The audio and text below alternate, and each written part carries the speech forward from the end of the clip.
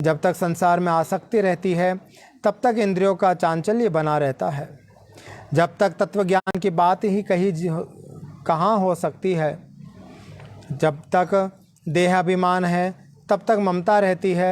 जब तक प्रयत्नों का वेग रहता है, जब तक संकल्प की कल्पना होती रहती है, जब तक मन स्थिर नहीं होता है, जब तक शास्त्र का चिंतन नहीं किया जाता, जब तक गुरु की कृपा नहीं होती, तब तक तत्वज्ञान की चर्चा कहाँ हो सकती है।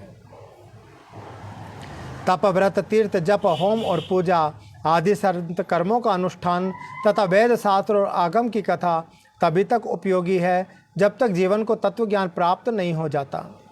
इसलिए है ताक्षेय, यदि अपने मोक्ष की इच्छा हो तो सर्वदा मनुष्य प्रयत्न, संपूर्ण प्रयत्नों का सभी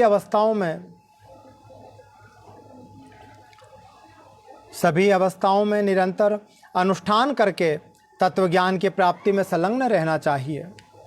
जो प्राणी तापत्रय से सदा संतप्त रहता है उसे मोक्ष वृक्ष की छाया का आश्रय करना चाहिए। जिस मोक्ष वृक्ष का पुष्प धर्म और ज्ञान स्वरूप है तथा फल स्वर्ग एवं मोक्ष है, इसलिए श्री गुरुमुख से आत्म तत्व विषय ज्ञान प्राप्त करना चाहिए और प्राणी इस घोर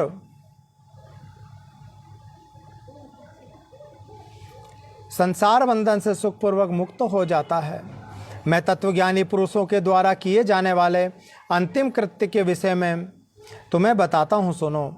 जिस उपाय को करके जीव को ब्रह्म निर्णायक संज्ञक मोक्ष की प्राप्ति होती है, अंतकाल आ जाने पर पुरुष भय छोड़कर अनासक्ति रूपी शास्त्र, देह, गेह आदि पवित्र और एकांत देश विधिवत आसन लगाकर बैठ जाए और शुद्ध परम तीव्रत ब्रह्म अक्षर अर्थात ओमकार का मन से अभ्यास करे तथा ब्रह्म बीज स्वरूप ओम का निरंतर स्मरण करके श्वास को जीतकर मन को नियंत्रण करे। बुद्धि रूपी सारथी की सहायता से मन रूपी लगाम के द्वारा इंद्रियों के विषय में निग्रहित कर ले और कर्म के द्वारा आक्षिप्त मन को बुद्धि की सहायता से शुभ अर्थ में अर्थात परम ब्रह्म में चिंतन में लगा दे। मैं ब्रह्म हूँ, मैं परम धाम हूँ, परम पद रूपी ब्रह्म में ही हूँ, ऐसी समीक्षा करके अपनी आत्मा को निष्कल परमात्मा में लगा दे और ओम इस एकाक्षर ब्रह्म का उच्चारण करता हुआ तथा मेरा स्मरण करता हुआ जो मनुष्य देह को त्याग करता है वह इस संसार से तर जाता है और परम गति को प्राप्त हो जाता है। मान और मोह से रहित तथा आसक्ति से उत्पन्न होने वाले दोषों को जीत लेने वाला, नित्य अध्यात्म चिंतन करने वाला, सभी प्रकार की कामनाओं को निवृत्त कर लेने वाला, सुख दुखादि द्वंद्वों से मुक्त ज्ञानी पुरुष उस शाश्वत अविनाशी परम पद को प्राप्त होता है। जो व्यक्ति राग और द्वेष रूपी मलों का अपहरण करने वाला ज्ञान रूप जलाशय और सत्य स्वरूप जल वाले मानस तीर्थ में स्नान करता है वह जीव मोक्ष को प्राप्त कर लेता है। जो प्रौढ़ वैराग्य को धारण करके अन्य भावों का परित्याग करके केवल मद विषयक भावनाओं के द्वारा मेरा भजन करता है, ऐसा पूर्ण दृष्टि रखने वाला अम्लांतरात्मा संत ही मोक्ष को प्राप्त करता है।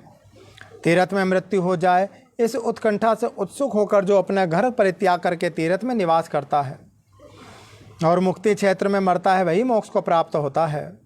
अयोध्या, मथुरा, कनखल, हरिद्वार, काशी, कांची, अवंतिका और द्वारावतीपुरी ये 7 पुरियां मोक्ष देने वाली है। हे गरुड़, मैंने सनातन मोक्ष धर्म का तुम्हें बता दिया और ज्ञान वैराग सहित इसे सुनकर पुरुष मोक्ष को प्राप्त करता है। तत्वज्ञ पुरुष मोक्ष प्राप्त करते हैं, धार्मिक पुरुष स्वर्ग को प्राप्त करता है, पापी दुर्गति को प्राप्त करता है और पशु पक्षी आदि पुनः पुनः जन्म मरण रूपी संसार में भ्रमण करते हैं। इसी प्रकार सभी शास्त्रों का सारोद्वार मैंने 16 अध्यायों में कह दिया। गरुड़, अब तुम और क्या सुनना चाहते हो? सूत जी कहने लगे, एवं श्रुत्वा वचो राजन गरुड़ो भवन मुखात कृतांजलिरुवाचेदम तम प्रणम्य मुहुर्मुहुः। सूत जी कहने लगे, हे राजन, गरुड़ जी ने भगवान के मुख से ऐसा वचन सुन के उन्हें बारंबार प्रणाम करके अंजलि बांधकर इस प्रकार कहा। गरुड़वाच, हे देवादिदेव भगवन, हे नाथ, हे प्रभु। गरुड़ जी कहने लगे, आपने अमृतमय वचनों को सुनाकर आपने मुझे भव सागर से तार दिया है। अब मेरा संदेह समाप्त हो गया है और मैं कृतार्थ हो गया हूँ, इसमें संशय नहीं है। ऐसा कहकर गरुड़ जी मौन होकर भगवत परायण हो गए। स्मरण करने से जो दुर्गति का हरण कर लेता है, पूजन और यज्ञ के द्वारा जो सद्गति प्रदान करते हैं और अपनी परम भक्ति के द्वारा जो मनुष्य प्रदान करते हैं, वे हरि मेरी रक्षा करें। तो गरुड़ पुराण का सार यही है भाई कि सदा सत्कर्म करो, जितना हो दान धर्म भजन भक्ति भाव आवृत आदि का अनुष्ठान करो, क्योंकि भगवान की भक्ति और ओमकार नाम का जाप ही परम गति को जीव को प्रदान कर सकता है।